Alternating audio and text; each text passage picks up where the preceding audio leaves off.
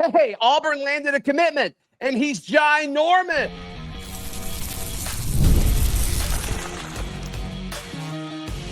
You are Locked On Auburn, your daily podcast on the Auburn Tigers. Part of the Locked On Podcast Network, your team every day. Yes, welcome on into Locked On Auburn, your daily Auburn Tigers podcast. I'm your host, Zac Blackerby, and thank you so much for making Locked On Auburn your first listen every single day. We're dapping it up. The Darrell Dapprich, Montgomery radio legend, hanging out with us. And, we have good news to talk about. Finally, it's been so long. We'll talk about the current state of Auburn football. Then we'll speculate, like, is this momentum? Could we kind of see a new trend now? But Auburn lands the commitment of Nikau Hepi, a massive offensive lineman from New Zealand. Normally when we go kind of international, it's for punter. But Nikau Hepi, 6'7", 370 pounds. And he's from the NFL Academy Asia Pacific campus. And I like what I see so far, Darrell Dapprich. Well, this is the definition of project, right? I mean, if you want to define what is a project, he's a 3-star in most publications, rated about an 88. He did have an offer from Florida State. Okay. So, and then it kind of gets interesting, Sacramento State, UAB, but he did have a Florida State offer. He's a project. He's raw, but look, that size, I mean, you can't teach 6'7", 370. With the way Auburn's offensive line sets up this year and perhaps next, you can be patient, take a flyer on a kid like this, a 3-star, hope that in 2 years he is your left tackle. He's an offensive tackle. He's got to work on footwork. Like I said, he's got to learn the game a little bit, but size like that, he reminds me a lot of the Prince kid from Edgewood Academy that ended up getting Winogo. Yes. Nigeria, I believe, was very raw. Now, he played a lot of high school football, obviously, and Edgewood was good, but it was AISA level. Right. This kid has not, but that size, you have to, if you have an opportunity, especially with Florida State offering as well, and a couple of places had him future casted to Florida State. With the way Auburn recruiting is going the last week and a half, that wouldn't have shocked me. So I'm glad to see one get in the barn, and it's a big stallion, that's for sure. Yeah, I mean, is this going to make or break Auburn's class? No, but listen, there is something that I will never do, ever. And if somebody does it, come find me and just assume, if I ever do this, say it's not me, it's some alien that has assumed my body. But I'm never going to be upset about Auburn getting offensive tackles on the recruiting front. It's never going to happen, especially when they're 6'7", 370 pounds. So looking at some of the stuff, like his personal Instagram page, which is what we're basing his pronunciation off of. I've heard other people say pronounce it another way, but I've just been looking at his Instagram because the production of what his stuff, as well as the NFL Academy's social media presence, it's very professional. It's very well done. And there's so many videos of him answering phone calls. There's one of him receiving his first D1 offer.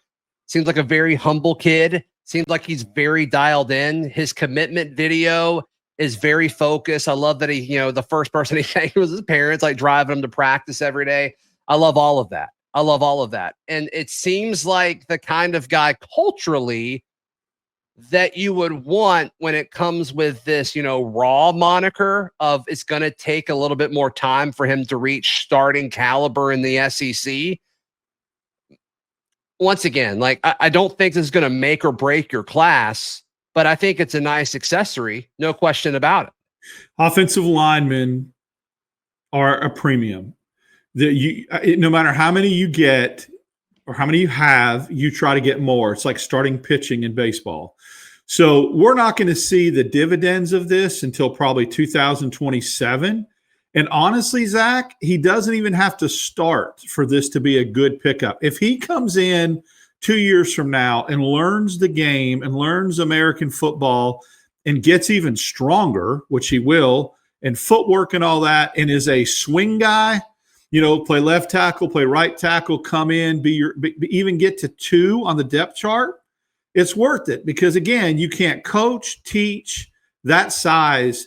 Now, I'm not trying to undersell him. I'm just not trying to put unrealistic expectations on him. I have seen kids like this, especially like kids from the islands, like Samoans and Polynesian kids in the West that sign in the Pac-10, flourish after 2 years. They get the right coaching, they get the right culture, and they hang out in the NFL for 7 or 8 years. Yes. Yeah. So I would just, in the immediate, and that's what we seem to be the theme the last 2 weeks is the immediate, the here and now. We're letting our feelings get caught up too much in the moment when we can look long-term a little bit. And it's okay to look in the moment as well. And we'll talk about that later with the state of Auburn football. But this is one of those that, look, don't get all in your feelings for what's going on right now and go, oh, we should be excited about a 3-star offense. I saw some of that on X. Oh, look, let's be very clear. Right now, let's be excited for anything. I mean, it's been a rough week. Yeah, this kid's been committed for 2 weeks. I mean, I mentioned it to some of you guys. We had heard it, silent commitment. Florida State. I was getting DMs from people on social media like, "Hey, Zach, I think this guy's committed." It's like, and Florida State made an effort. They made a last ditch attempt to get this kid and get him in their class, and so good for Auburn. And I believe this will be the first chip that falls over the next 4 weeks, and people will start to see some things change. But before that happens, you still have to get the first. And I think this couldn't have come at a better time from a public relations standpoint, from a momentum standpoint. Look, you can downplay a 3-star offensive tackle all you want, but he's an offensive tackle and he's 6'7", 370. And 2 years from now, there will be a lot of schools probably kicking themselves for not going after him harder. I mean, that's what you got to hope, right? That's what you got to hope. And then also, and this is something that has made me think differently, just hearing Brian Smith talk about this, like certain kids, like where they're from is going to impact how they're ranked. And should that be the case? No. But it's like if this kid's playing at Grayson, the conversation around him is different. If this kid's playing somewhere in Birmingham or outside of Atlanta, the conversation about him is different. He's just on the other side of the world. And so they're not going to give him a 4-star regardless of how good he is. No, where you play matters. I heard him talking to you about that a couple of weeks ago, and he was talking about a recruit from just the state of Mississippi and how hard it is, and with all the rural schools, in the type of competition that they play. It was the running back that Auburn got. It's a quarterback, and then Auburn will use him as a running back. The athlete that's really, really fast that committed to Auburn 2 weeks ago. I agree with that. I think that there are certain hotbeds of high school football that you could just be average and you're going to get 3 stars. You could excel and be really, really good in certain pockets of Mississippi, Louisiana, New Zealand, whatever, and you're not going to get that same type of recognition, and that's okay. The NFL Academy, though, give them credit because they've done a really, really good job with exposure for kids like this, or otherwise you'd have no I think it's clue. awesome. Yeah, I think it's awesome. And once again, like their production on the internet from like a social media point of view, like it's really good. It's really professional. So take that for what it's worth. But Hepi joins the class. So Auburn's back up to 6 guys in the class, and it's him and Parker Pritchett, a fellow 3-star for the offensive lineman in this class. Is this enough momentum? What should we expect next? That's next, right here on Locked On Auburn. Today's show brought to you by our friends at Rougier. Guys, you've probably heard of Viagra or Cialis. Maybe you've even tried them. But if you're looking for something beyond the usual pill, it's time to meet Rougier Ready. Rougier Ready is a next-gen prescription treatment designed to amplify arousal in the brain and boost blood flow. Unlike usual pills that can take hours, Rougier's 3-in-1 formula dissolves under your tongue and kicks in fast. On average, 15 minutes, and effects can last up to 36 hours, so you can stay confident and be in control when the moment is right. Head to rougier.com/lockedoncollege. Use code lockedoncollege, all one word, to get 15% off today. That is Rougier, RUGIET.com/lockedoncollege, and use promo code lockedoncollege for 15% off. Individual results may vary with prescription treatment. Compounded drugs are permitted to be prescribed under federal law, but are not FDA approved and do not undergo FDA safety, effectiveness, or manufacturing review. Please visit the Rougier website for full safety information. Darrell Dapprich, our guest on today's edition of Locked on Auburn. I'm just going to open this segment up with a question. Darrell, like, is this the spark Auburn needed to ignite momentum on the recruiting side of things, Darrell? That's a really hard question to answer. And, but I've thought about that, and I would say no. I think it holds serve right now. It keeps you from backsliding. It keeps you from receding, but it's a step in the right direction. I don't know if this is necessary momentum, because I think this is one that probably didn't cost Auburn a lot. It was probably something that we had seen coming for a while, that was going to happen. And so when, you could say, well, yeah, but we thought that about Carter and Tootle and some of those other guys. I think that it's good, but it's not what Auburn needs to kickstart the kind of momentum I think that you'll see perhaps in July and August. Okay. So, and it's just because it's a known, it's under the radar. It's good news. It's a step in the right direction, but not the kind of momentum that needs to build, that will build, I think, down the road. Yeah. I think you answered that really, really well. I do think by technicality, it could be a spark, just because it's first of, I think Auburn's going to get 2 or 3 guys over the next few weeks. And so maybe technically, like, we could angle it as that. Now, are these guys committing because Hepi did? No, they're not. It's all separate. But I do think it helps from a PR point of view, which some people say, oh my goodness, that's dumb, it doesn't matter. And like, you're probably right. But in recruiting, perception is reality. And right now, Auburn has just let the national, regional, local media run rampant and say, like, what is going on at Auburn? I mean, all the message board posts and tweets about Hugh Freeze playing golf, like, I mean, it's gone everywhere. Like, I'm having my hosts that work for Locked On call me asking about something, and then once they're done answering whatever they need to answer, they're like, why is your coach playing golf so much? It's like, it's everywhere. And so hopefully this is one of those first steps to kind of slow that down.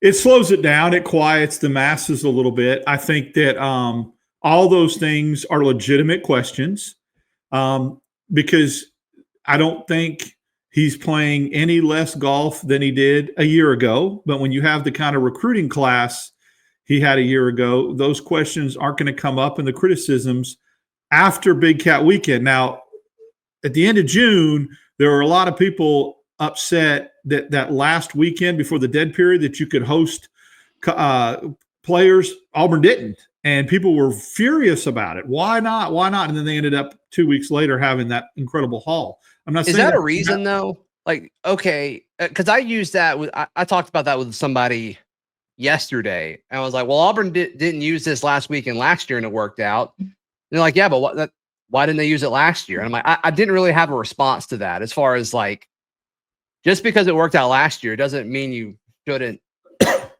use every weekend you possibly can. So like, I don't really know how I feel about them not using this past weekend. My gut reaction, or I guess my reaction in general, is like, I don't think you should ever waste a weekend when it comes to recruiting. I know the grind is a lot, but you're about to get a full month of a dead period. That's a big difference from a year ago. And so to me, like, I don't think the whole point of, well, they took that weekend off last year and Auburn had a good recruiting class, I don't think that's valid. I don't either. I'm just saying, Okay. what people, I was just bringing up kind of what. It's a talking point for sure. That's a talking point. And so I'm exactly with you. Okay. Last year, it quite frankly pissed me off. And this year it makes me mad because what you said, you need to hang up on a placard above your wall, on your wall. Why waste a weekend? Right. Why? If it's there, take it. It doesn't matter if George you did it is not differently. wasting a weekend. No, I mean, take it. Smart's wasting a weekend. You think Dan Lanning's wasting a weekend you think at Oregon? Saban did when he? I mean, no. I don't care when you do it until they tell you can't. That's the bottom line. When they say, okay, no more visits, to me it seems like a waste. I would take every opportunity to get kids on campus until I couldn't anymore. So. Because if the guys that you're going after, I mean, Auburn's getting second and third for so many guys. And the guys you're getting second or third to, you know where they were this past weekend? They were on other people's campuses, and you were just fine with it. Well, and then the argument's made they were on Auburn's campus the weekend before, and that gets to the old adage of last visit, how much does it matter? Because Tootle and Carter were on Auburn's campus 2 weeks ago and left saying they're number one. Then they go to Georgia and Florida State, and they commit. So the last visit does matter. But if you knew going into the scheduling process that you were going to use all of the visit weekends, you may have them in the last weekend. Put them on your last one, right? And they can make a choice of where they're going, right, to come visit. No, I agree. Again, even last year when Auburn had that haul, I'm like, so they got this in spite of not having kids on campus that last weekend. That's not justification for doing it. It's a tough job. I get it. But there's a lot of people working tough jobs who don't get many off days. Shoot. I mean, come on. Yeah. I mean, I don't want to hear – when I hear people say, oh, it's a grind and coaches deserve to have time off too and all that, but they have those opportunities to have those times off. And their vacations when they're off, way better than like 99% of the vacations that people get to take. Yeah, like we're not doing this. No, and you can't, again, this dead period that's coming up, the dead period after signing day, you get 2-3 weeks a year. That's what everybody else gets. Yeah. Let's go. Right. The current state of Auburn football is an interesting discussion.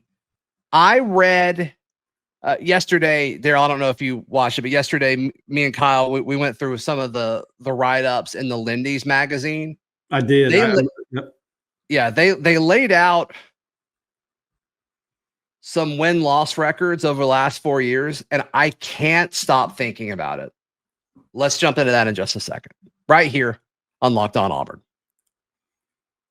Today's show brought to you by our friends at Monarch Money. Darrell, we've all been there. You check your bank account and you're like, there's less in here than I thought because I spent extra on, or I've been eating out too much, or food delivery, or I vacation too hard, or going to, whatever store too much. We've all been there. Yes.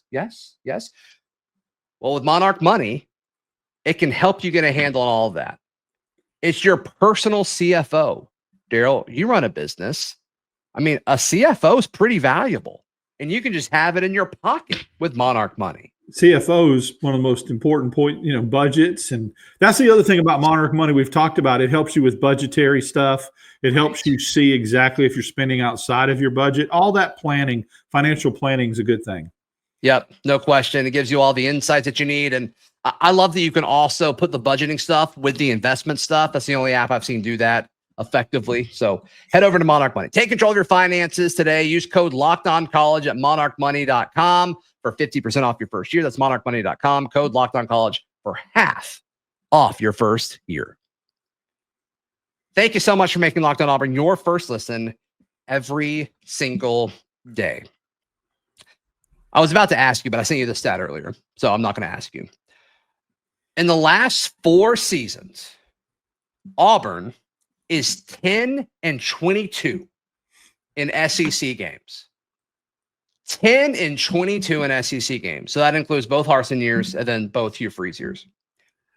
That is third worst in the SEC. Auburn's record in the SEC over the last 4 years is only better than Vanderbilt and Mississippi State.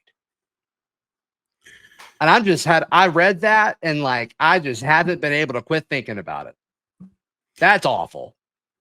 It is. I mean, but it goes hand in hand and in line with us talking the last 2 or 3 years about how this is a dark period in Auburn football. And when you line up records and eras, it is the worst era since right post World War II. We talked about that.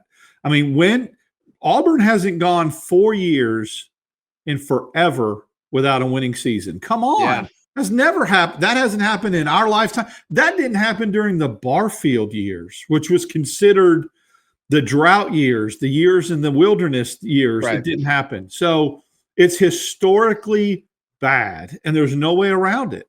It's like post-World War II bad. Not only the 10-22, the overall records, the losing records since 2020. Auburn has not had a winning record. That blows my mind. So, yeah, it's in the valley. Despite that, the last 2 or 3 years, there was optimism. The Jordan hair still rocking. Yeah. Look, this university needs to hit their knees at night and thank the Creator for this fan base, because there aren't many fan bases in America that would put up with 10-22 and 4 years in a row of not having a winning season. I don't care who you are. I don't care. I remember when Notre Dame sucked, that stadium was half empty, and it's Notre Dame. When USC struggled, of course, the Coliseum's huge. Auburn still comes out in droves through Tiger Walk, through everything, and fills that stadium. And there's not too many. The SEC is a little different breed. I wonder if a LSU or a Florida, when Tennessee had its downtime, were they still filling the stadium? Probably, but still, there's not a lot of places in America, Zach, that would support this team full throat like Auburn has with the last 4 years of college football. And it's time for the payoff to happen. And guess what? Where it'll affect this, and maybe it is now. Maybe this is part of the symptoms of people just saying, I'm done giving until I see a better product on the field. I'm done. I'm tired of stroking a check and watching this crap on the field. I'll go to the games, but you ain't getting an extra $50,000 from me this year for On to Victory. I mean, people are that fed up after 4 years, and that's where you see it most. You may still see people at Tiger Walk and all that, but the checks may not be getting stroked like they were because of this season, this era that we're in. Yeah, and is that part of the recruiting stuff happening right now? Possibly. It would make sense. It could be. That's what I'm saying. But I will say this, and I'm so glad because I haven't had the opportunity to discuss this with just you. Yeah, go ahead. There is something, and I suspect I know what some of it is, but don't want to burn sources or any of that kind of stuff. But if it was all about negative recruiting against Auburn for the last 4 years and how they've had losing seasons and they're 10-22, and coaches look at that and go, is this where you want to go to school? And if the money wasn't there from an NIL standpoint, it doesn't add up that in January, Auburn had one of the best transfer portal classes in the country. They came off a 5-7 year and got Singleton, Chaplin, Murphy, Arnold. To me, it's almost like you only have so much money allocated to spend on players. It's not an ever-ending stream. And Auburn, from what I've heard, chose to go heavy on the top end and address needs in the immediate for this year's roster, as opposed to high school kids, which represent your future. Now, that strategy was different the last couple years. If you remember, Auburn was meh in the portal, but went out and had 2 incredible recruiting classes, and it looked like the money was being spent on high school kids. I think that strategy flipped this year because of people being tired of 5-7 and 6-6 and the college football playoff expanding to 12 teams. There's a more urgency to win right now because of what you just said. That 10-22, that trend has to stop.